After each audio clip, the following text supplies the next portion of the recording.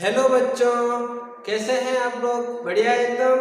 चलो आज हम जिस टॉपिक को पढ़ने वाले हैं बच्चों, वो है किरचॉफ्स लॉ।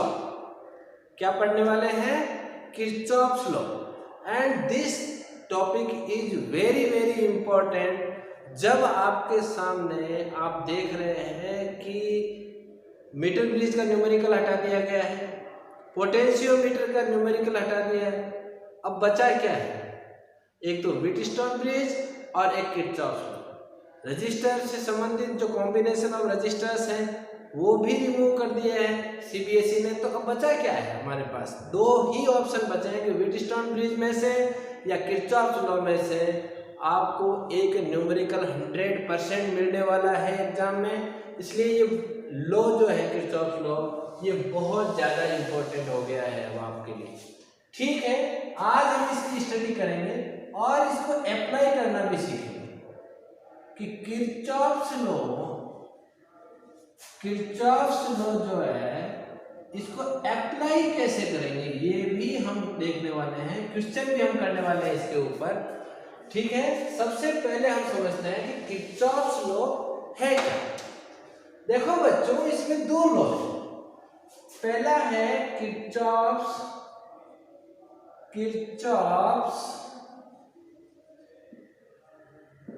Current law. उसे क्या बोलते हैं? किरचॉफ्स करंट लॉ, शॉर्ट में केसीएल।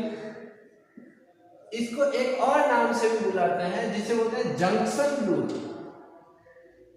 क्या बोलते हैं इसको? Junction rule. और इसके साथ साथ लोग इसको किरचॉफ्स फर्स्ट लॉ भी बोलते हैं। Kirchhoff's first law. अब देखिए, इनमें से अगर कुछ भी आता है तो आपको समझ जाना है कि कौन से लॉ की बात हो रही है। ठीक है बच्चों, किरचॉफ्स करंट लॉ का है, केसीएल शॉर्ट में, जंक्शन रूल भी का है, या किरचॉफ्स फर्स्ट लॉ का है।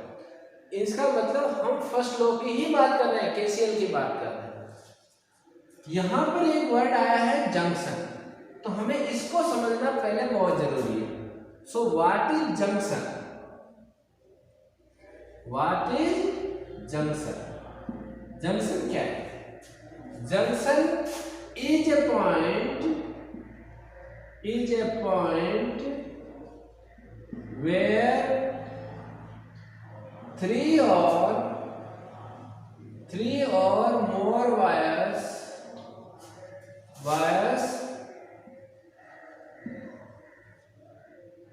meets। देखो सिंपल लिखा है और सिंपल ही समझना है। जहां पर कम से कम 3 वायर मिलते हो उसे हम जंक्शन कहेंगे। पहला, दूसरा और तीसरा। ये भी हो सकता है कि इसमें 3 से ज्यादा हो, या फिर 4 से भी ज्यादा हो, 4 से भी ज्यादा हो। यानी यहाँ पर ये 5 वायर्स मिल रहे हैं एक ही पॉइंट। इस पॉइंट को हम क्या बोलेंगे? जंक्शन बोलेंगे। चलो, जंक्शन क्लियर हो गया। अब आते हैं हम किरचॉफ्स फर्स्ट लॉ। किरचॉफ ने फर्स्ट लॉ दिया तो उसने क्या बताया? उसने बताया 8 जंक्शन। फर्स्ट लॉ लिख रहे हैं 8 जंक्शन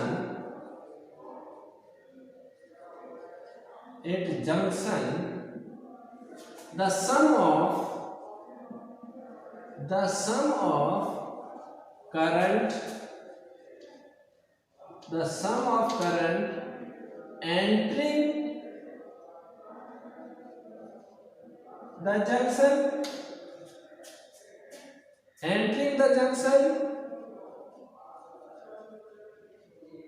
देखो, समझना बहुत ही आसान है, लोगों को समझना आसान है, इसको अप्लाई करने में बहुत दिक्कत आती है बच्चों को। तो बहुत एक एक वर्ड को देखना। The sum of current entering the junction is equal to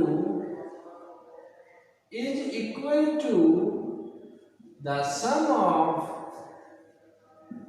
sum of current leaving the junction, leaving the junction.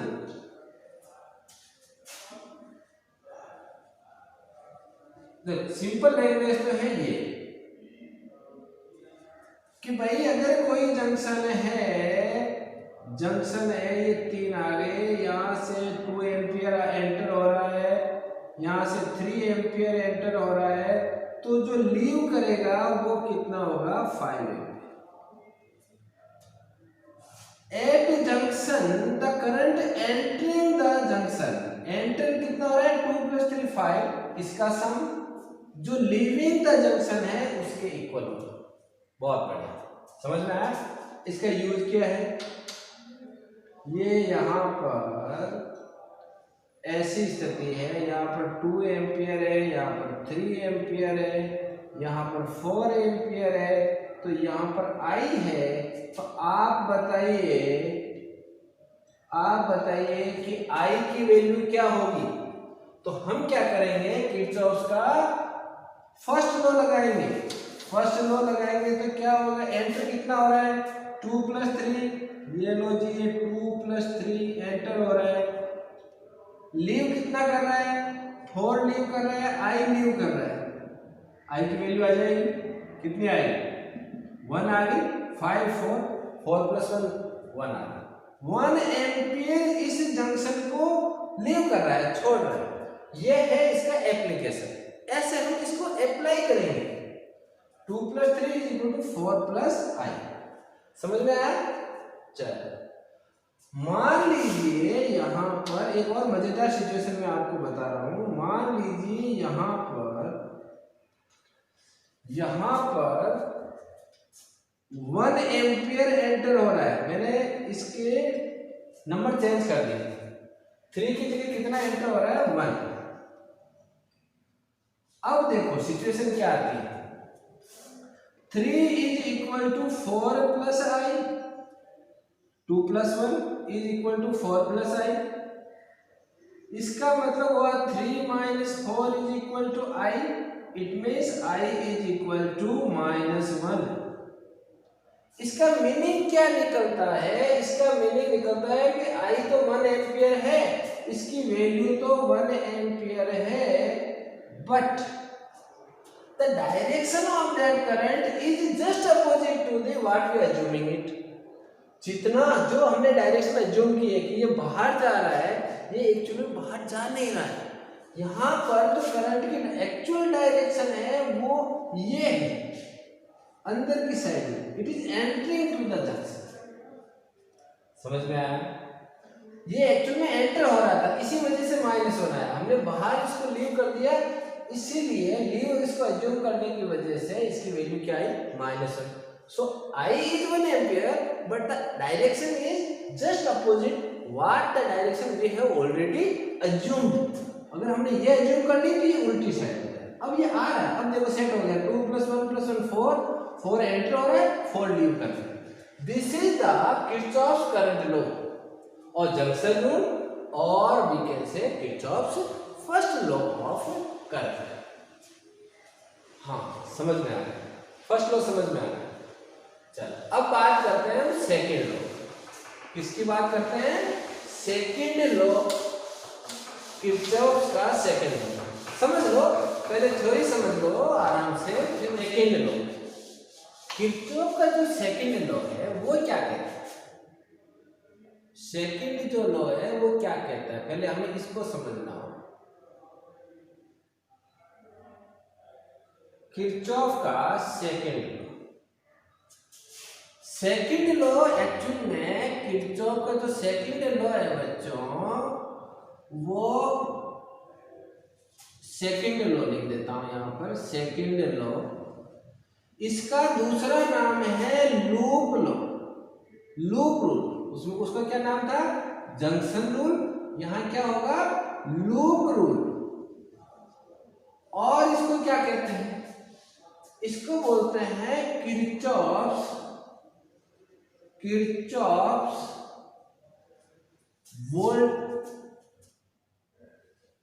Voltage law.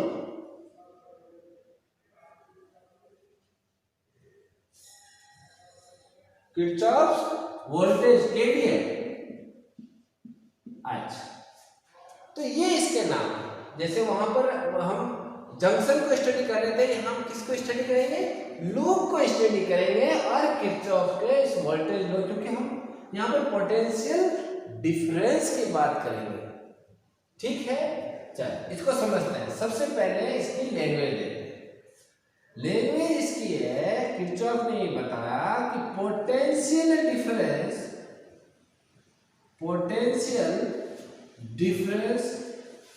Actual में क्या है? चेंज इन पोटेंशियल डिफरेंस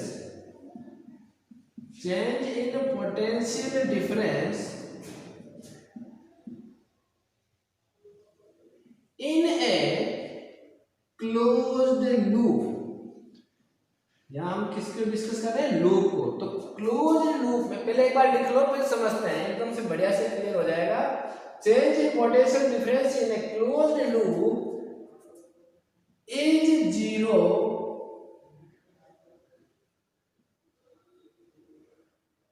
ठीक है, इज जीरो।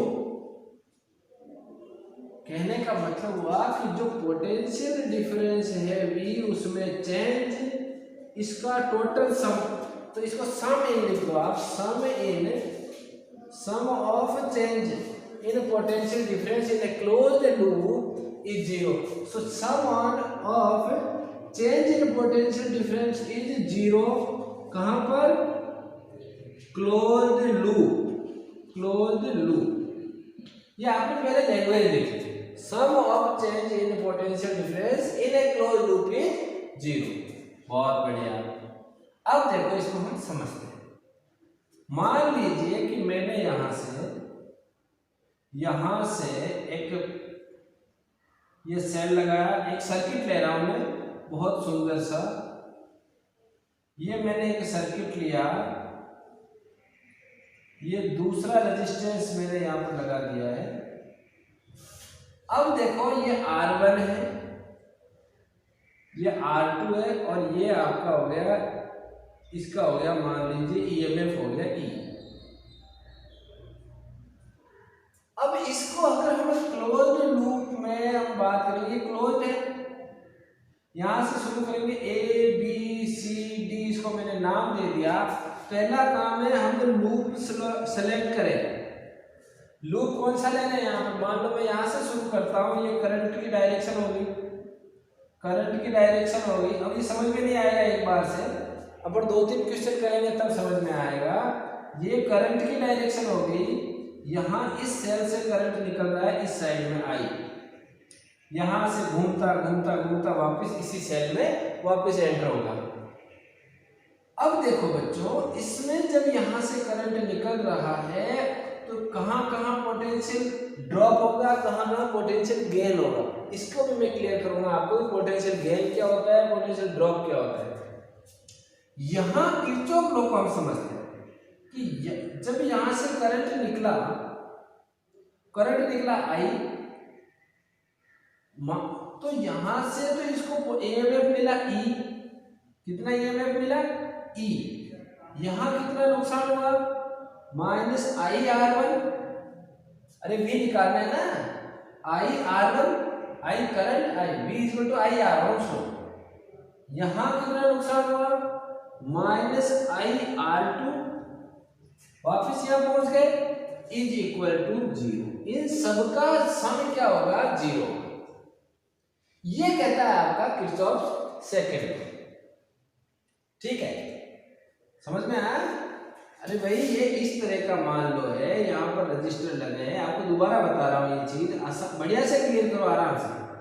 यहाँ जल्दबाजी कर गए तो जब तक क्वेश्चंस करोगे तब तक परेशान होते रहोगे। यहाँ मैंने कोई सेल लगा दिया, कोई सेल, ये ABCDA लूप कौन सा हो गया? ABCDA ऐसे लिखना है लूप को हमेशा ऐसे लिखना है, फिर उसका रास्ता हमें मिल जाएगा। A का मतलब ऐसे हमें B की तरफ जाना है, B से C, C से D और वापस ए पे आ जाना है। जिस पॉइंट से स्टार्ट किया वहीं आ गए, इसका मतलब आपका लूप कैसा है, क्लोज्ड है, क्लोज्ड लूप। समझ में आ जाएगा, बहुत बढ़िया। कोशिश करो थोड़ी सी समझने की।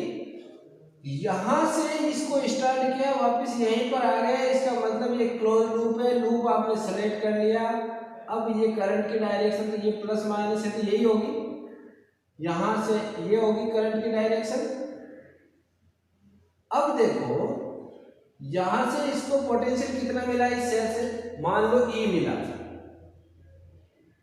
यहां से यहां आया, यहां कुछ नुकसान हुआ, पोटेंशियल ड्रॉप हुआ, रजिस्टर है तो नुकसान होगा पोटेंशियल का, वापस यहाँ आए, यहाँ कुछ नुकसान हुआ, वापस यहाँ पहुंचे। टोटल कितना पोटेंशियल मिला, कितना पोटेंशियल लॉस हुआ, उसको टोटल सम करेंगे तो क्या आएगा, 0। ये कौन कहता है, किरचॉफ सेकंड लॉ कहता है। क्योंकि पोटेंशियल की बात हो रही है इसलिए इसको वोल्टेज लॉ भी कहते हैं, केवीएल। थ्योरी क्लियर होनी चाहिए, ठीक है। एक क्वेश्चन करेंगे, सब कुछ यहां से आपका ये एकदम बढ़िया से आपके दिमाग में क्लियर हो जाएगा। एक क्वेश्चन हम जैसे ही करेंगे अपने को एकदम से क्लियर होगा, क्या हो गया, इतना आसान था, इतना आसान है नहीं। जब हम ध्यान से सुनेंगे, ध्यान से पढ़ेंगे तभी हो पाएगा। चलो अब हम समझते हैं कि इन दोनों लॉज को, जो किरचॉफ के first law, junction law, junction rule और लूप रूल, दोनों को अप्लाई कैसे करते हैं। क्वेश्चन आएगा तो हम कैसे अप्लाई करेंगे, उसके पॉइंट्स दे रहे हैं। How to apply KVL and KCL. Apply कैसे करें, तो अप्लाई करने के लिए कुछ रूल्स आप लोग लिख लो, फिर आपको आएगा मजा आएगा। फिर क्वेश्चन करेंगे ना तो आपको एकदम से क्लियर रहेगा करना क्या है। पहली चीज जो आपको ध्यान रखनी है वो ये ध्यान रखनी है कि जो केसीएल जब हम लगाएंगे, जब हम केसीएल लगाएंगे तो करंट इन केसीएल करंट कैसा होना चाहिए कि अगर एक should be from one cell. अब देखो मैंने क्या लिखा है कि जब भी जैसे मान लो कोई सर्किट है ऐसा, यहां पर रजिस्टर लगा है, यहां रजिस्टर लगा है, यहां पर एक सेल लगा है, तो इस सेल से करंट निकलेगा हमें पता है। लेकिन अगर एक से ज्यादा सेल हो, एक सेल यहां पर भी लगा हो उल्टा, इस सिचुएशन में आप एक सेल से भी करंट निकाल सकते हैं। मान लो इसे I1 निकाला, इससे आपने छोड़ दिया कि ये I इधर चला गया, समझ रहे हो। अगर आपने ऐसा किया है तो भी सही है, और आपने अगर इसको यहां से I1 ले लिया, यहां से ले लिया आपने, यहां से ले लिया I2, तो टोटल करंट कितना हो गया, I1 प्लस I2।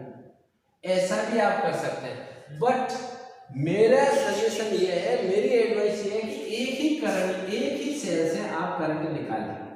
इससे क्या होगा, आप ये मान लो कि इस एक सेल से आई करंट निकालना, चाहे इससे ले चाहे इससे ले, लेकिन दूसरे से नहीं निकाल सकते। लिखने में हम ये लिखेंगे वन सेल और मोर सेल्स।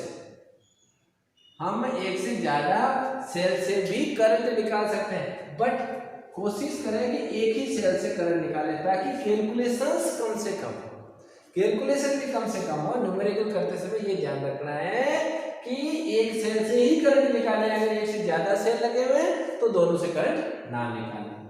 चलो पहला कंसेप्ट हो गया क्लियर। सेकंड जो अपने काम में आने वाली चीज है वो ये है कि आपको जो लूप है उसको चूज करना है। Choose a closed loop. हाँ, लूप हमेशा आपका जो है वो क्लोज होना चाहिए। ऐसा नहीं हो कि आप कहीं पर ओपन लूप सेलेक्ट करना है, ऐसा कभी ना हो। कैसा होना चाहिए, क्लोज होना चाहिए।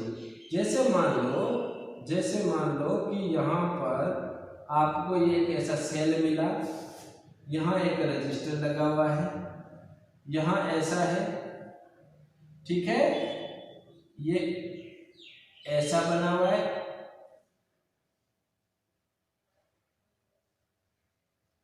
ऐसा। तो क्लोज लूप जो आप कर रहे हो सेलेक्ट, वो ये हो सकता है, ठीक है, वो ये भी हो सकता है, समझ रहे हैं आप, ये भी हो सकता है, ये पूरा भी हो सकता है, ये वाला। बट कोई भी ओपन लूप है उसको सेलेक्ट ना करें, क्लोज जहां से शुरू हो ए बी सी डी ए, यानी इस लूप को हम कैसे लिखेंगे, ए बी सी डी ए ऐसे लिखेंगे। यहां से स्टार्ट किया ना, अगर यहां से स्टार्ट करें तो ऐसे लिखेंगे B C D A B, ये भी हो सकता है, लेकिन जहां से स्टार्ट करें वहीं खत्म होना चाहिए, जहां से स्टार्ट कर रहे हैं वहीं खत्म होना चाहिए। ऐसा ना हो कि आपने ए बी सी लेके छोड़ दिया, सब कुछ गड़बड़ हो जाएगा, सब कुछ बर्बाद हो जाएगा। तो हमें क्या करना है, जहां से स्टार्ट किया वहीं तक आना है। इसका मतलब ये हुआ कि हमने लूप जो सेलेक्ट किया वो कैसा किया है, क्लोज किया है। अब देखो, इसी में बता देता हूं, तीसरा पॉइंट है direction of loop, direction of loop. जो लूप हम सेलेक्ट कर रहे हैं उसकी डायरेक्शन होगी, जैसे मैंने यहाँ ये एरो का साइन लगाया, इसका मतलब इसकी डायरेक्शन ये है। ये कैसी डायरेक्शन है, कैसी है, क्लॉक वाइज। कैसी डायरेक्शन है, क्लॉक वाइज। ये कैसी डायरेक्शन है, ये भी क्लॉक वाइज है। अगर मैं इसको ऐसे ले लूं तो इसे क्या बोलेंगे, एंटी क्लॉकवाइज, एंटी क्लॉकवाइज। ये एंटी क्लॉकवाइज है, ये क्लॉकवाइज है, ये एंटी क्लॉकवाइज। डायरेक्शन जब हम चूज करेंगे तो हम क्लॉकवाइज भी ले सकते हैं, हम एंटी क्लॉकवाइज भी ले सकते हैं, और हम ऐसे ले सकते हैं कि अलग अलग लूप में, अलग अलग लूप में डिफरेंट, एक में एंटी क्लॉकवाइज और सेकंड में क्लॉकवाइज भी ले सकते हैं।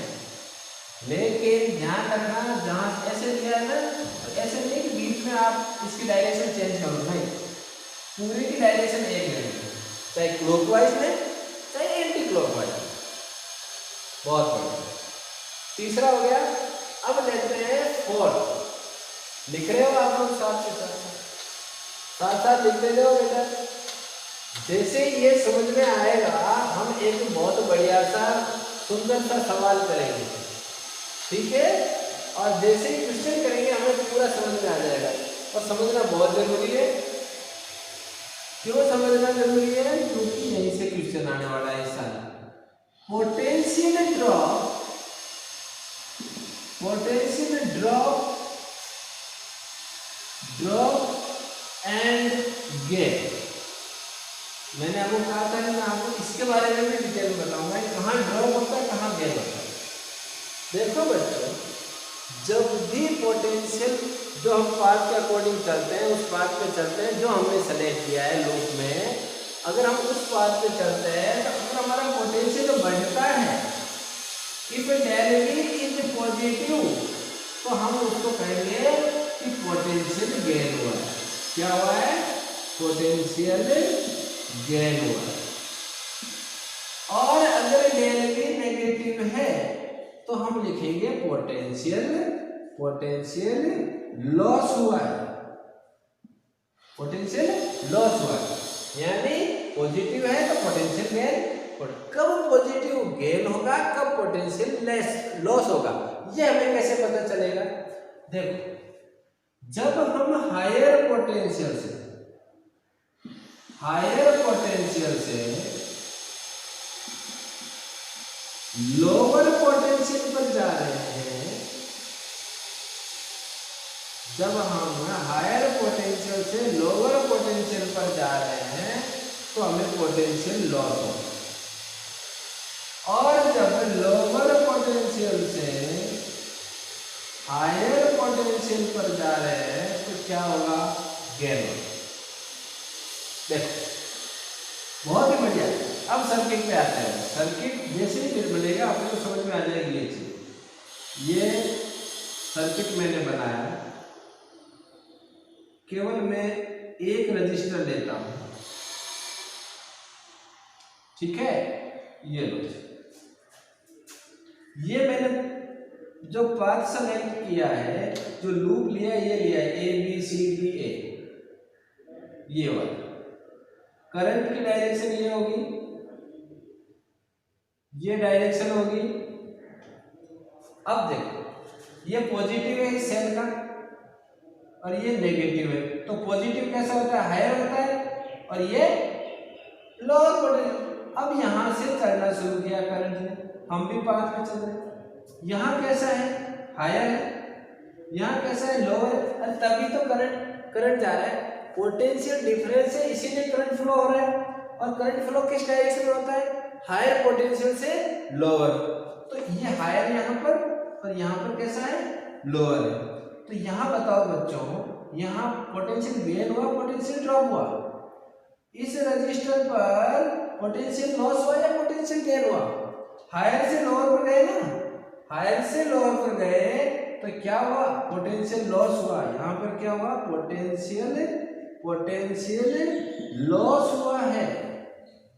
सेल में आगे वापस इस बात से चलता है, हमें ए तक जाना है, इसका मतलब सेल के अंदर से जाना पड़ेगा। जब माइनस से हम प्लस जा रहे हैं, लोअर से हायर जा रहे हैं, तो क्या होगा, यहां पर क्या होगा, पोटेंशियल गेन होगा। क्लियर होगा, समझ में आया ना। माइनस से, अरे लोअर से हायर गए तो क्या हुआ, पोटेंशियल गेन हुआ। लोअर से हायर गए, पोटेंशियल गेन हुआ। जब यहां पर हायर से लोअर गए तो पोटेंशियल लॉस हुआ। इस पोटेंशियल लॉस को बोलते हैं पोटेंशियल ड्रॉप भी बोलते हैं, पोटेंशियल ड्रॉप भी बोलते हैं इसको। तो पोटेंशियल ड्रॉप को होता है, पोटेंशियल लॉस को। ये बात है बच्चों, आपको पता चल जाएगा कि यहाँ पर पोटेंशियल ड्रॉप हुआ है, पोटेंशियल गेन हुआ है। अच्छा, ये तो हो गई अपनी थ्योरी। लेकिन हम अब 5वें पॉइंट में, इसके 5th पॉइंट में ये पढ़ने वाले हैं कि इसको शॉर्ट में कैसे याद रखें। चलो शॉर्ट में देखो बच्चों, जब आपका पाथ देखना है कि पाथ क्या है, यानी लूप के अंदर, लूप जो आपने चूज किया है उसके अंदर पाथ क्या है, सबसे पहले देखते हैं हम सेल में। सेल में क्या होगा बच्चों, जब हम -2 प्लस जाएंगे, अभी हमने देखा था, -2 प्लस जाएंगे तो क्या होगा, पोटेंशियल याद रखने की बात है, पोटेंशियल गेन होगा जब हम माइनस से प्लस जाएंगे, ठीक है। और रजिस्टर में क्या होगा, रजिस्टर में बच्चों हमेशा अगर जो पाथ है, path is opposite to current, अगर पाथ कैसा है, अपोजिट टू करंट है, यानी अगर जैसे यहाँ पर ये रजिस्टर लगा हुआ है और इसमें करंट की डायरेक्शन ये और पाथ आपका ये है, ऐसे उल्टी डायरेक्शन, तब क्या होगा, पोटेंशियल गेन होगा, ये दो चीजें याद रख लो, ये सेल में, ये रजिस्टर में। सेल में माइनस से plus positive gain, potential gain होगा, तो इसका मतलब प्लस से माइनस लाएंगे तो पोटेंशियल ड्रॉप हो जाएगा, उल्टा होते ही पोटेंशियल ड्रॉप हो जाएगा। रजिस्टर में क्या होगा कि पाथ अगर उल्टा है करंट से तो पोटेंशियल गेन होगा, और उल्टा नहीं है उसी डायरेक्शन में तो पोटेंशियल ड्रॉप हो जाएगा। अब हम आराम से इसको याद रख सकते हैं, ठीक है। ये थ्योरी कंप्लीट हो गई इसकी किरचॉफ थ्योरी। एक छोटी सी चीज बची हुई है, वो मैं आपको बता देता हूं, बहुत ही वैसे ज्यादा इंपॉर्टेंट नहीं है, लेकिन एग्जाम में कई बार 1 नंबर का क्वेश्चन पूछते हैं। है ना, कॉम्पिटिटिव एग्जाम्स में पूछते हैं। पहला है कि principles on which the laws based. कौन सा लॉ किस प्रिंसिपल पे डिपेंड करता है? अच्छा, पहला है केसीएल यानी जंक्शन रूल। ये किस प्रिंसिपल पे डिपेंड करता है? ये डिपेंड करता है principle of conservation of charge. याद रखना इसको, ये principle of conservation of charge पे डिपेंड करता है कि जितना करंट आया उतना निकल गया, यानी करंट वहां पर प्रोड्यूस नहीं हुआ। Charge can not be produced और डिस्ट्रॉयड, है ना। चार्ज वहां पर नए प्रोड्यूस नहीं हुए, वहां पर जितना टी टाइम में करंट आया, जितने चार्ज आए उतने उसको लीव कर गए उस जंक्शन को। तो ये किस पे डिपेंड करता है? Conservation of charge. और सेकेंड अपना लॉ था, कौन सा था? बोलो बच्चों, कौन सा था? केवीएल, या मैं उसको कहूँ लूप रूल। जो लूप रूल है ये डिपेंड करता है कंजर्वेशन ऑफ एनर्जी। कैसे? ये भी समझते हैं कि कंजर्वेशन ऑफ एनर्जी कैसे हो गया। इसमें क्या होता है बच्चों, जैसे मान लो मैंने आपको दिया कि यहाँ से एक यहाँ सेल लगा हुआ है और यहाँ एक रजिस्टर लगा हुआ है, और यहाँ से आपने स्टार्ट किया ए बी सी डी ए पर, आपने लूप दिया ए बी सी डी ए। तो क्या हुआ कि ये कह रहा है कि यहाँ पर जो change in potential difference is equal to 0, यानी यहाँ पर जितना पोटेंशियल था पहले VA जो था, अब यहाँ से हम घूम के वापस यही आ गए, तो चेंज कितना हुआ? अभी भी VA है, चेंज कितना हुआ? 0। और पोटेंशियल में चेंज हुआ ही नहीं, होना भी नहीं चाहिए। क्यों नहीं होना चाहिए? What is potential? Potential is equal to the work done for bringing a unit charge from infinity to that point। तो वर्क डन 0 है, यहां से हम वापस यही आ गए। पोटेंशियल किस पे डिपेंड करता है? पाथ पे डिपेंड नहीं करता है, फर्स्ट पोजीशन और सेकंड फाइनल पोजीशन पे, इनिशियल पोजीशन और फाइनल पोजीशन पे ही डिपेंड करता है। इसका मतलब ये हुआ कि यहां से वर्क डन हुआ ही नहीं, वापस वहीं आ गए थे। तो वर्क डन नहीं है तो चेंज इन एनर्जी क्या हुआ? Change in potential energy 0। पता हुआ सर आपका? अच्छा, कहने का मतलब है पोटेंशियल डिफरेंस में कोई चेंज नहीं होगा क्योंकि आप सेम पॉइंट पर आ गए। इसीलिए इसको बोलते हैं कंजर्वेशन ऑफ एनर्जी के प्रिंसिपल पर डिपेंड करता है केवीए। सेकेंड लॉ, ये फर्स्ट लॉ और ये आपका सेकेंड लो भाई, थ्योरी कंप्लीट हो गई। अब आते हैं क्वेश्चंस में, ज्यादा बिना बात की। मजा आता है जब आपको केवल थ्योरी पढ़ने को मिले और उसको थोड़ी समझ में आए और लगे नहीं कि अप्लाई कैसे करेंगे। चलो अब करते हैं हम अप्लाई। किरचॉफ लॉ को क्या करते हैं? अप्लाई करते हैं। चलो क्वेश्चन ले। चलो पहले क्वेश्चन लेते हैं एक सिंगल लूप पर। कैसे क्वेश्चन लेते हैं? सिंगल लूप पर, एक ही लूप हो जिसमें। फिर देखेंगे, फिर एक बड़ा सा सवाल लेंगे, है ना, जो जिसको करने के बाद आपको कहीं कोई दिक्कत नहीं आएगी। केवल वो बच्चे जो बिल्कुल भी जोड़ भाग गुणा भाग भी नहीं आता जिनको, उनके अलावा सारे बच्चे कर लेंगे। हम तो उनमें से नहीं है ना, हम उनमें से कोई नहीं। सबको प्लस माइनस मल्टीप्लाई और डिवीजन आता है, इसलिए कोई दिक्कत नहीं। चलो एक क्वेश्चन लेते हैं। पहला क्वेश्चन सिंपल क्वेश्चन लेते हैं। अब देखो बच्चों, यहाँ पर एक यहाँ रजिस्टर लगा है और यहाँ मैंने लगा दिया एक सेल, ठीक है। यहाँ एक रजिस्टर लगा दिया मैंने और फिर यहाँ पर भी मैंने एक रजिस्टर लगा दिया और फिर मैंने लगा दिया एक सेल और यहाँ मैंने एक रजिस्टर लगाया। रजिस्टर तो मैंने 4 लगाए हैं, सेल मैंने 2 लगाए हैं। ये सेल जो है वो 4 वोल्ट का ईएमएफ है, इसका मान लो आप 10 वोल्ट का है। ये 2 ओम का है, ये भी 2 ओम का है, ये 1 ओम का है और ये 1 ओम का ले लिया। आपको कहा गया है, आपको पूछा गया है कि फाइंड द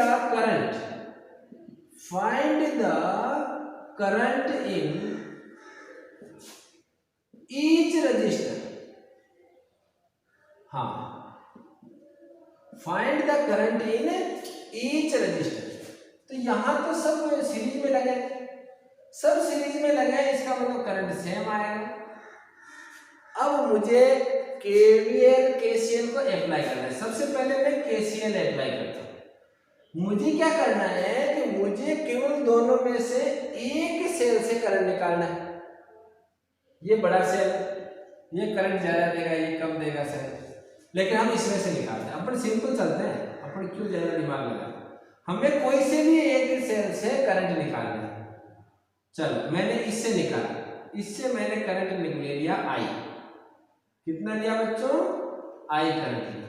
यहां से भी आई आएगा, ये सेम है, यहाँ पर भी आई है, ये डायरेक्शन ले ली मैंने, प्लस से तो निकलेगा। अब यहाँ मुझे क्या करना है, यहाँ पर आई है करंट, इसको छेड़ना नहीं है। मैंने आपको क्या कहा था, कोशिश करनी है। हालांकि अपन दोनों से लेंगे तो भी हो जाएगा, लेकिन बहुत ज्यादा कंफ्यूजन होगा।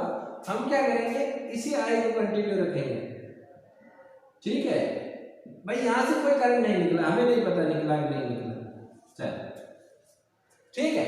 ये आई करंट यहां से आ गया, वापस आई ही अंदर चला गया, इसमें यही होगा। चलो केसीएल अप्लाई हो गया, एक लूप था, सिंगल लूप, इसलिए कोई दिक्कत नहीं। अब हम अप्लाई करते हैं केवीएल। जब हम केसीएल अप्लाई हो गया, कंप्लीट हो गया, केवीएल अप्लाई करेंगे तो याद करो हमें क्या क्या चीजों में ध्यान रखना है। सबसे पहले इसको नाम देना है, ताकि क्या है कि हम इसको लूप सेलेक्ट कर सकें। क्या सेलेक्ट कर सकें? लूप। चलो अब मैंने लूप सेलेक्ट कर लिया। लूप कौन सा लिया है बच्चों? यहां से शुरू करें, simple, A B C D A, A B C D A. ये लूप लिखने का तरीका है। यहां से शुरू किया, वहीं खत्म हो गया, क्लोज हो गया। चल यहां से शुरू किया, यहां से शुरू किया और यहीं पे आके खत्म हो गया। ये डायरेक्शन क्या ले ली मैंने, ये ले ली। ये कौन सी डायरेक्शन है? क्लॉकवाइज है, एंटी क्लॉकवाइज है? ये क्लॉकवाइज डायरेक्शन है, क्लॉकवाइज डायरेक्शन। आराम से समझा रहा हूं, 4 बार देखो, कोई दिक्कत नहीं। चल ये आपका लूप ले लिया। अब देखो बच्चों, ये ईच रजिस्टर में ये आपका लूप, अपने करंट निकालना है। आई हमने करंट ले लिया, चलो ये हो गया। अब हम केवीएल अप्लाई कर देते हैं। शुरू कहां से करें? ए से। यहाँ माइनस से प्लस की तरफ जा रहा है, सेल में माइनस से प्लस की तरफ जा रहा है। इसका मतलब यहाँ पर पोटेंशियल गेन हो रहा है, पोटेंशियल गेन हो रहा है, लोअर से हायर जा रहा है। अब उसको छोड़ दो, अब इतना याद रखो, सेल में माइनस से प्लस जा रहा है, इसका मतलब पोटेंशियल गेन हो रहा है। पोटेंशियल गेन कितना, समझ में आई कहानी? यहां से जब हम लगाते हैं केवीएल, क्या लगाते हैं? केवीएल। चलो केवीएल लगाओ भाई। केवीएल कैसे लगाएंगे? यहां से हमने पहले क्या किया,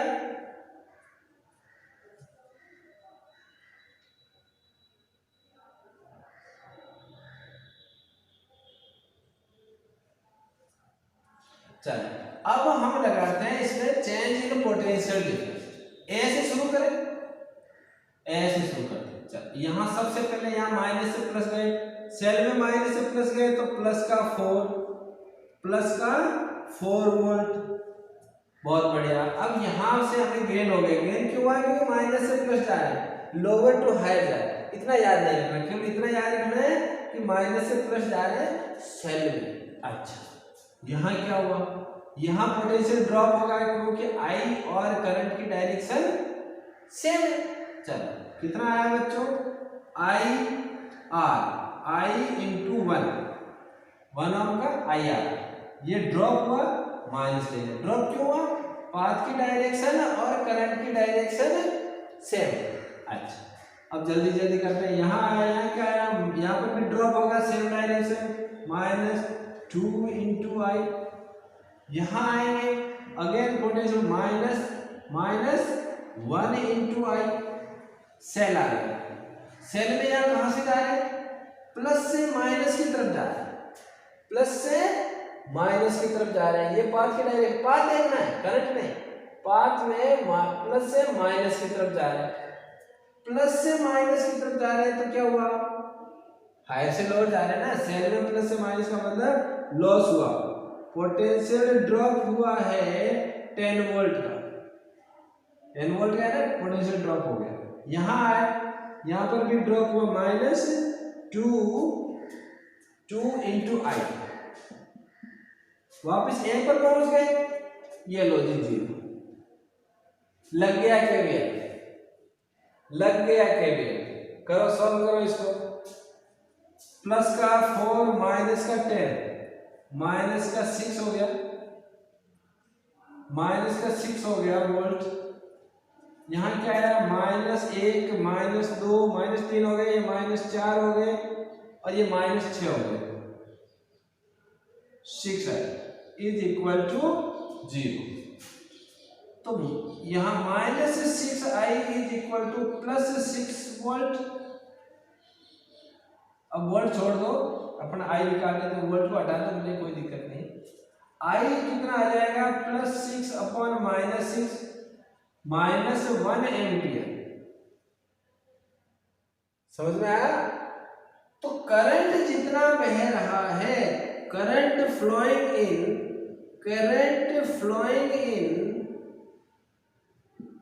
each resistor is 1 ampere and minus का मतलब क्या हुआ, जो हमने अज्यूम किया है, जो डायरेक्शन हमने अज्यूम किया करंट का उसका उल्टा है, उल्टा मतलब ऐसे रहेगा, and it is the direction of current is, direction of current is कौन सी होगी बच्चों, एबीसीडी है ना, ना ना ना उल्टा, इसका उल्टा, ये तो हमने एज्यूम की, इसका उल्टा माइनस आ गया ना, is ADCBA, just opposite to the direction whatever we have assumed earlier, and current is flowing, that is the magnitude of current is 1 ampere। हाँ करंट बहुत बढ़िया, करंट तो डायरेक्शन के साथ है ना, वेक्टर होगा, याद करो वो वीडियो, याद करो बच्चों वो वीडियो जब मैंने बताया था कि करंट वेक्टर है या स्केलर है, याद करो, जिसने नहीं देखा है वो पीछे जाइए, करंट का डिटेल में पढ़िए, फर्स्ट चैप्टर इलेक्ट्रोस्टैटिक्स, बहुत बढ़िया, समझ में आ गया, ये सबको समझ में आ गया। अब लेते हैं खतरनाक क्वेश्चन, बड़ा क्वेश्चन, बड़ा, हाँ तो बच्चों ये बुक का एक क्वेश्चन मैंने लिया है, यहाँ पर एग्जांपल है, इसको समझते हैं, एनसीईआरटी का क्वेश्चन है, ये किसका क्वेश्चन है, एनसीईआरटी का, बहुत अच्छा सवाल है, सारे कंसेप्ट क्लियर हो जाएंगे, ये एक क्वेश्चन अगर आपने ढंग से समझ लिया, एक क्वेश्चन आप ढंग से समझ लो, कुछ भी नहीं बचेगा इससे। मैंने यहाँ पर 2 सेल लिए हैं और यहाँ पर क्या है, क्वेश्चन में दे रखा है, ये 3 लूप दे रखे हैं, यहाँ और भी लूप ले सकते हैं, बाहर वाला भी ले सकते हैं। हम क्या करते हैं, हम ये मान लेते हैं कि इस सेल से करंट ले, केसीएल लगाएं सबसे पहले, आपको मैंने एक ही तरीका बताया, पहले केसीएल लगा फिर केवीएल लगा। चलो मान लो कि यहाँ से आई करंट फ्लो हो रहा है, क्या करंट फ्लो हो रहा है, आई, चलो प्लस से ये करंट निकाला मैंने आई, यहाँ आके डिस्ट्रीब्यूट हो गया, जितना करंट आएगा उतना जाएगा, ये केसीएल कहता है। यहाँ से करंट कितना निकला, मान लो कि I1 इस साइड में गया, ये I1 की डायरेक्शन होगी, और यहाँ पीछे कितना बच गया बच्चों, i माइनस i1 इस साइड में आ गया, समझ में आ रहा है, i माइनस i1 ये इस साइड में आ गया। चलो यहाँ पहुंच गया, यहाँ कितना पहुंचा, i माइनस i1, बहुत बढ़िया, यहाँ पर आया i माइनस i1। अब ये करंट जो यहाँ पर i1 गया है, यहाँ से मान लो कि इस साइड में i2 यहाँ से बढ़ गया, यहाँ कितना आया बच्चों, यहाँ i2 गया तो यहाँ कितना बच गया, i1 माइनस i2 बच गया, और उसकी डायरेक्शन हो गई ये, लो जी यहाँ आ गए, i2 यहाँ से यहाँ पहुंचा, यहाँ से हमने कोई करंट नहीं निकाला है, फिर यहाँ से यहाँ पहुंच गए, ये डायरेक्शन किसकी है, i2 की है, इधर से कितना आया, i माइनस i1 आया, इधर से आया i2, दोनों मिलके इस साइड में जाएगा, यहाँ से करंट कितना फ्लो हो रहा है, मैं यहाँ लिख देता हूँ ऊपर की साइड में, यहाँ फ्लो हो रहा है i minus i1 plus i2, यही हो रहा है ना, i माइनस i1 इधर से आया, i2 इधर से आया, दोनों मिलके इस साइड में, यहाँ से जो आया वो मिलके इस साइड में जाएगा, सेल से जितना करंट निकलेगा उतना ही वापस जाएगा, बहुत बढ़िया, सेल से हमने आई करंट निकला तो आई वापस जाना चाहिए, तभी पता चलेगा कि केसीएल हमने सही ढंग से अप्लाई किया है।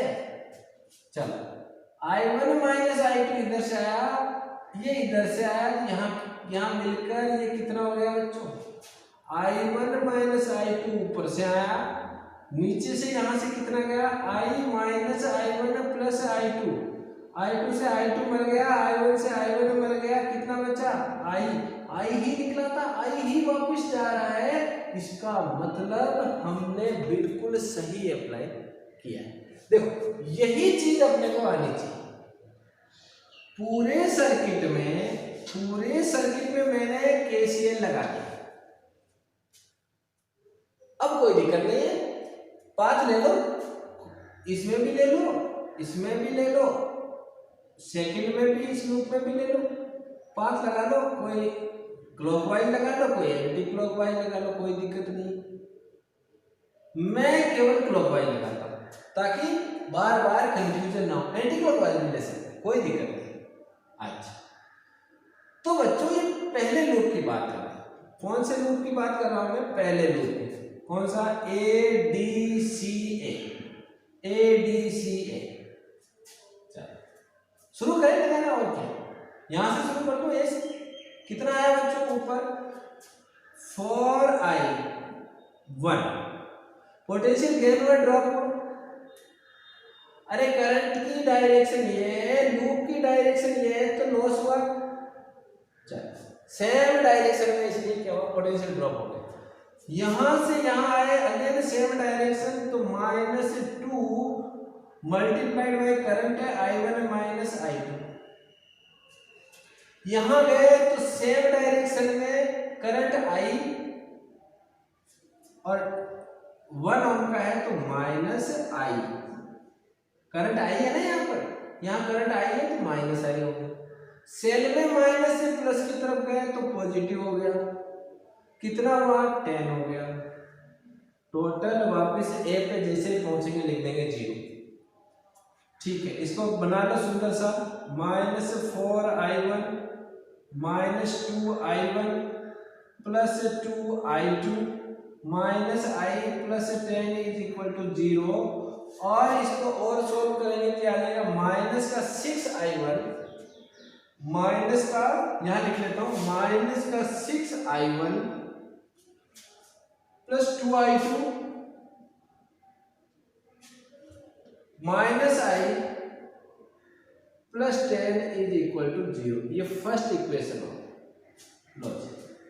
एक तरफ प्रिजर्व करके रखते हैं, कंजर्वेशन ऑफ इक्वेशन को कंजर्व करके रखते हैं।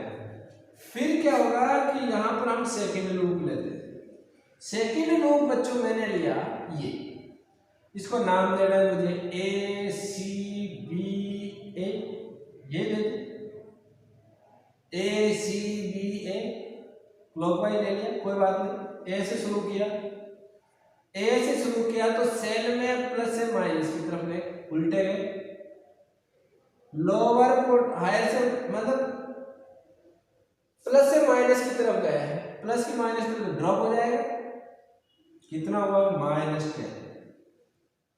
यहां पहुंचे उल्टी डायरेक्शन में है, पोटेंशियल गेन हो रहा है, उल्टी डायरेक्शन में है ना, करंट की डायरेक्शन ये है, लूप की डायरेक्शन ये है, सो प्लस आई 1 से मल्टीप्लाई करेंगे आई आएगा, यहां आया करंट की डायरेक्शन ये है, लूप की डायरेक्शन नीचे है, उल्टा है, पोटेंशियल गेन हुआ +2, करंट कितना है I minus I1 plus I2, ये करंट है ना, यहाँ पर ऊपर उतर जा रहा है, इसको 2 से मल्टीप्लाई करें, वापस यहाँ से यहाँ पहुंचे, यहाँ करंट कितना है I माइनस I1, उल्टी डायरेक्शन में है, बिल्कुल करंट की डायरेक्शन ये ली हुई है और पाथ की डायरेक्शन ये है, तो उल्टी डायरेक्शन में यहाँ पर भी गेन होगा, कितना गेन होगा 4 से मल्टीप्लाई करेंगे I minus I1, I minus I1, और जैसे ही ए पे पहुंचेंगे क्या लिखेंगे 0 लिखेंगे, बहुत बढ़िया,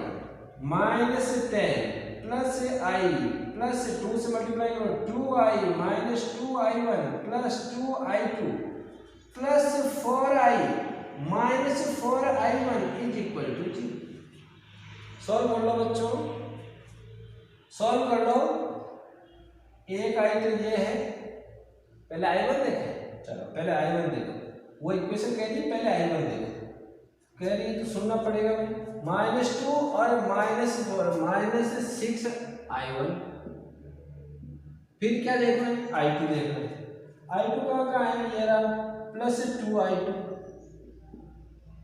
अच्छा फिर I देखना है, 1 2 3 3 3 और 4 7 +7I, और क्या देखना है भाई, क्या बच गया -10 इज इक्वल टू 0, ये इक्वेशन नंबर 2 हो गई। Now we are going for the third loop, third loop लो बच्चों, थर्ड लूप मैंने यहां से लेना शुरू करता हूं, फिर अपन ये सब साफ कर देंगे, अपने इक्वेशंस बचा लेंगे। चलो ये तो थर्ड लूप में शुरू, नाम क्या दे लूप को, क्या लूप को नाम दे, कहां से शुरू करें, बी से करें, डी से करें, ई से करें, सी से करें, बोलो कहीं से शुरू करो, मैं इसको शुरू करता हूं बी से, तो B C D E B लिखना सीख गए बच्चे, लिखना सीख गए, कैसे लिखना, बी से शुरू किया बी पे वापस आ गए, डायरेक्शन मैंने क्लॉकवाइज ले रखी है, बी से शुरू करो, यहाँ क्या हुआ, करंट की डायरेक्शन लूप की डायरेक्शन सेम है, पोटेंशियल ड्रॉप होगा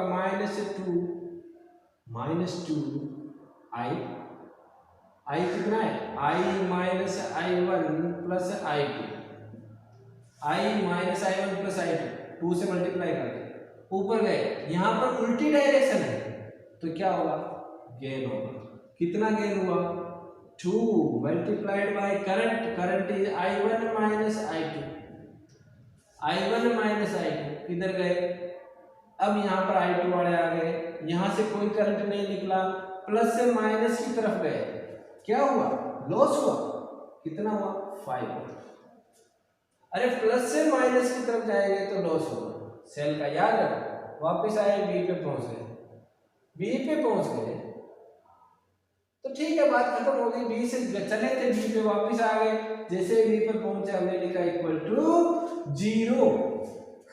चलो सॉल्व कर लेते हैं, -2I प्लस 2I1 प्लस नहीं -2I2, यहाँ पर आ गया +2I1 -2I2 -5 is equal to 0। Solve करके लिखे ऊपर, तो पहले I1 को सॉल्व करें तो ये 2I1 4I1, चलो लिखो जी प्लस के 4I1, फिर I2 तो -2 माइनस के 4I2, फिर क्या बचा बच्चों, माइनस के 2I, और क्या बचा माइनस के 5 इज इक्वल टू 0। ये हो गया इक्वेशन 3। लिख लो, छाप लो इसको, लिख लो अपनी कॉपी में, अब मैं साफ कर रहा हूं इसको, जिन्होंने नहीं लिखा है वीडियो को पॉज करें और इसको लिखें। चलो ठीक है, इक्वेशन बचा लेते, साफ कर देते हैं, ठीक है तो ठीक ना, कहीं गड़बड़ तो नहीं हो गई। कहीं गड़बड़ तो नहीं हो गई? ठीक है, मान लेते हैं कि ठीक है। Let's imagine that we are doing correct thing, we are absolutely correct, we are not making any mistake. चलो साफ कर दिया, मान लिया हमने। अब इनको सॉल्व करते हैं। तीन इक्वेशन है, तीन ही अननोन क्वांटिटी है, I1 I2 और I। सॉल्व हो जाएगी, कोई बात नहीं। सबसे पहले देखते हैं इन दोनों, ये सेम है, माइनस कर दो। माइनस कर दिया फर्स्ट इक्वेशन में से सेकंड इक्वेशन को, क्या आया बच्चों? ये कट गई दोनों की दोनों। ऊपर क्या बच गया? -i + 10। नीचे क्या बच गया? -7i + 10। 0 में से 0 गया 0। ठीक है, ये एक इक्वेशन का कट गया, नीचे वाले का चिन्ह माइनस हो गया, ऐड कर लो। तो -8i + 20 = 0। 8i = 20 and i = 20/8। 4 से काटा इसको तो ये आ गया 5/2। लो जी 2.58। The value of I is I = आ गया 5/2 एम्पियर। चलो बहुत, अब लिखते हैं इस I की वैल्यू को। पहले दोनों में लिखने कोई फायदा नहीं होगा, दूसरे तीसरे में लिख लेते हैं, सेकंड में लिख लेते हैं, इसमें लिख लेते हैं। इसको सुंदर सी इक्वेशन बना लेते हैं जो अपने सोल्व कर सके, इस हालत में आ जाएगी। I की वैल्यू रखो, यहाँ रखा -6i1 + 2i2। 5/2 रखा तो 35/2 हो गया, +35/2। अरे 5/2 रखा तो 7/5 = 35/2। -10 = 0। क्या हो रही है इक्वेशन? चलो बात पहले रख लेते हैं, इसमें रखते हैं 4i1 -4i2 -2i। 2 के साथ यहाँ रखा, 2 से 2 मर गया, 5 -5 = 0। -5/2 रखा, 2 से 2 कैंसिल हो गया, 5 बचा। बहुत बढ़िया, बहुत ही बढ़िया। ये इक्वेशन क्या बन जाएगी? First -6i1 + 2i2। ठीक है, इसको एक काम करते हैं, इसको 2 से मल्टीप्लाई कर लेते हैं, 4 बन जाए ना, तो 2 से मल्टीप्लाई करो ऊपर वाले का। तो ये हो गया बेटा -12i1 + 4i2। 2 से मल्टीप्लाई किया तो 35, -20 = 0। और यहाँ कुछ नहीं करना है, तो 4i1 - 4i2 -10 = 0। ठीक है, ऐड कर ले दोनों को। माइनस का 8i1 और यहाँ पर आ जाएगा ये 15 और ये आ जाएगा प्लस का 5 = 0। चलो बहुत बढ़िया, अभी पेन काम करने लगेगा, बहुत बढ़िया हो जाएगा। चलो अभी साफ ज्यादा हो रहा है, लिखा कम जा रहा है। तो माइनस का 8i1 और ये हो गया प्लस का 5 = 0। तो i1 क्या हो गया बच्चों? ये -5 हो जाएगा, तो 5/8 एम्पियर। चलो i1 भी फाइंड आउट हो गया, I निकल गया, i1 निकल गया। चलो इसको याद लिख लेते हैं, i1 = 5/8 एम्पियर। क्या बच गया? i2 रख दो, कहीं भी रख दो, कोई फर्क नहीं पड़ता, ऊपर वाले में रख देते हैं अपन फर्स्ट में। -6i1 + 2i2 -i + 10 = 0 में अगर दोनों वैल्यू रखेंगे, i1 रखेंगे तो -6 × 5/8 और यहाँ पर आ जाएगा +2i2। हमें फाइंड आउट करना है, i की वैल्यू 5/2 + 10 = 0। सो नाउ i2 को छोड़कर सबको उधर ले जाओ। अच्छा, तो 2i2 = ये उधर गया तो ये आ गया प्लस के 30/8, ये उधर गया तो प्लस के 5/2 और ये प्लस के 10, माइनस उधर जाएगा तो -10। लो जी 2i2 की वैल्यू हो जाएगी बच्चों 8 आ गया आपका एलसीएम 30 प्लस का 20 और यहाँ क्या आ जाएगा माइनस का 80। अच्छा so i2 is equal to 50 minus 80 minus 30 upon 8 multiply 2 8 ये 2 भी नीचे आएगा तो 16 हो गया। चलो कैंसिल आउट करो तो आ गया minus 15 upon 8 minus sign only show the direction of the current. जो i2 इधर जा रहा है ना वो इधर नहीं जा रहा है वो उल्टा है ऐसे जा रहा है कोई फर्क नहीं पड़ता डायरेक्शन से। वैल्यू क्या I value I 15 upon 8 ampere. So i2 is now 15 upon 8 ampere. समझ में आ गई कहानी। i1 i2 तीनों निकाल लिया। अब आपको अगर ये पूछा जाए कि भाई इस रजिस्टर में से कितना करंट फ्लो हो रहा है तो i1 हम i1 की वैल्यू बता देंगे 5/8 है। इस रजिस्टर में तो i1 माइनस i2 निकाल लेना दोनों का डिफरेंस निकाल के यहाँ बता देना। कौन से रजिस्टर में से इसका निकालना है तो क्या करेंगे i माइनस i1 i में से i1 निकालेंगे। ऐसा करके हम ईच रजिस्टर का किसी भी रजिस्टर का हम करंट फ्लो निकाल सकते हैं कि उस रजिस्टर के थ्रू कितना करंट फ्लो हो रहा है। आया मजा। i1 i और i2 की वैल्यू निकालने के बाद आप कोई से भी रजिस्टर के लिए निकाल सकते हैं। सो बच्चों आज मैंने आपको किरचॉफ लॉ के बारे में काफ़ी डिटेल में बताया। अगर आपको बढ़िया से समझ में आया है तो अब मुझे लगता है कोई प्रॉब्लम नहीं आने वाली है। और बहुत सारे क्वेश्चंस करो, सबसे पहले एनसीईआरटी के क्वेश्चंस करो, फिर उसके बाद आपके पास जो भी गाइड है, मैं किसी गाइड को सजेस्ट नहीं करता, जो भी गाइड है उसमें से किरचॉफ लॉ से रिलेटेड सारे न्यूमेरिकल आपको करने हैं। जो भी प्रॉब्लम आए आप कमेंट बॉक्स में डालिए, मैं आपकी ज़रूर हेल्प करने की कोशिश करूँगा। मिलते हैं बच्चों नेक्स्ट वीडियो में, नेक्स्ट क्लास में। तब तक के लिए